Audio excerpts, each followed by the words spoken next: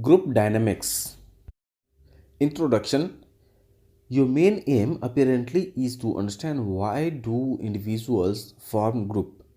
Let us ask you some question. How old were you when you first joined a group?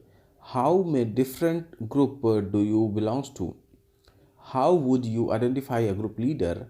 How uh, how does your behavior change when you are with the different groups? Have you ever led a group? In what sense were you the leader?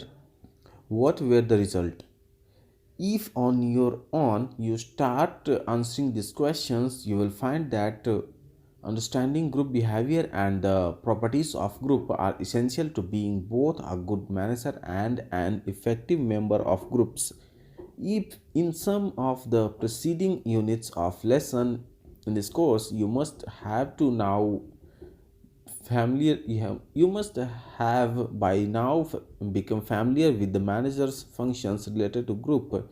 For example, a manager spends half of his time in some formal and informal meeting where a group of people get together to solve problems, to make plans.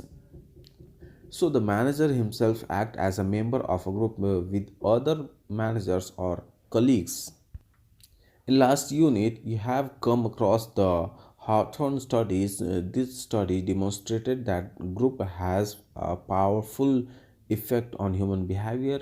Any increase in output, those workers in the Hawthorne studies was because of importance and attention given to the group of workers by the researchers as well as their own interactions with each other about the quality and quantity of output they were supposed to produce.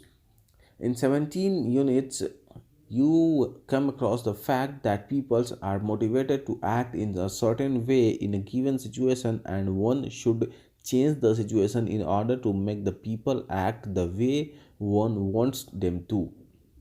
There are also many examples where the manager decides to take a decision on his own or to rely on groups by holding meetings or making committees.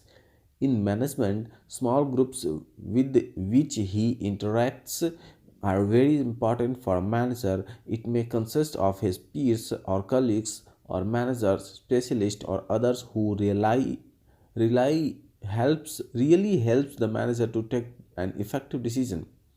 You might have also come across instances of well-knit and cohesive groups which really makes a superior performance under a group leader.